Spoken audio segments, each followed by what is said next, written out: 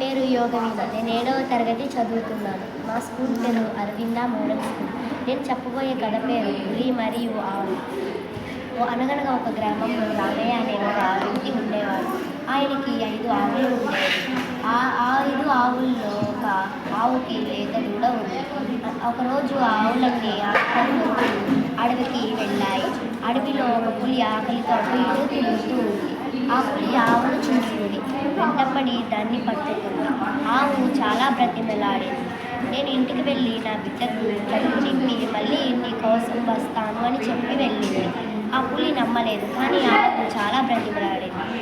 ఆ తర్వాత ఆ పులి నమ్మి ఇంటికి పంపించింది. ఆవు ఇంటికి వెళ్ళి తన బిడ్డ కడుపు నింపి ఇతర ఆవులతో ఇలా అంది: మీరందరూ నా బిడ్డను జాగ్రత్తగా చూస్తారని నేను అనుకుంటున్నాను.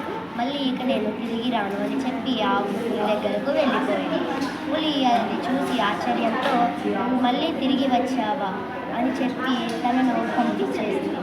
నేను వదిలిపెడుతున్నాను, నీ కృతజ్ఞతలకు నేను మెచ్చాను అని చెప్పి ఆవును వదిలేసింది. ఆవు ఎంతో సంతోషంగా తన బిడ్డ దగ్గరకు వెళ్ళింది.